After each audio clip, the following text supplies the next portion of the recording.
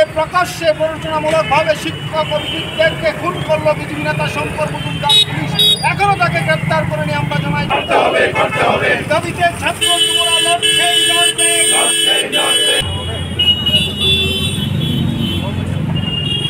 গ্রেপ্তার করতে হবে শিক্ষক অভিযুক্তদেরকে। রাজ্যের শিক্ষক এবং শিক্ষা দুটোই 2018 সাল থেকে শুরু হয়েছে ভয়ঙ্করতম আক্রমণ তার উপর। গত 8 তারিখ উদয়পুরের মন্ত্রীর ঘনিষ্ঠ বিজেপি নেতা, উদয়পুরের একজন স্বনামধন্য শিক্ষক অভিজিৎ দে, তাকে বাজার থেকে তুলে নিয়ে মন্ত্রী ঘনিষ্ঠ বিজেপি নেতার বাড়িতে বেধড়ক পিটিয়ে আত্মহত্যা করা হয়। তারপর মিথ্যা অভিযোগ দিয়ে তাকে পুলিশে পাঠানো হয়। পুলিশে লকআপে বিনা চিকিৎসায় সারা রাত ছিলেন। আদালতে রক্তভূমি করে অজ্ঞান হন। জিবি হাসপাতালে 10 তারিখ তার মৃত্যু হয়। মৃত্যুর পর জিবি হাসপাতাল পোস্টমর্টম না করে এই ক্ষত বিক্ষত দেহ পরিবারের হাতে তুলে দেন। একদিকে বিজেপির নেতার হাতে আক্রান্ত, তারপর পুলিশ তাকে গ্রেপ্তার করে তার কোনো চিকিৎসা করেননি।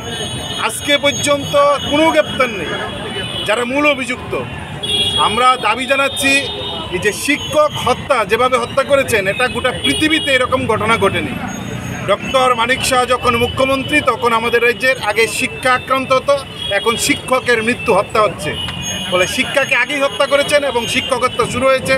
আমরা তার নিন্দা জানাচ্ছি শিক্ষক হত্যার। আমরা দাবি জানাচ্ছি দ্রুত গ্রেপ্তার করতে হবে। শুধুমাত্র দোষীদের গ্রেপ্তার না, থানা তাকে অ্যারেস্ট করে সারা রাত্র লকআপে পুরে রাখলো, কোনো চিকিৎসা করাননি। বিনা চিকিৎসায় তার মৃত্যু হয়েছে। মৃত্যুর পর জিবি হাসপাতাল পোস্টমর্টম না করে পরিবার রাতে তার মৃতদেহ তুলে দেন।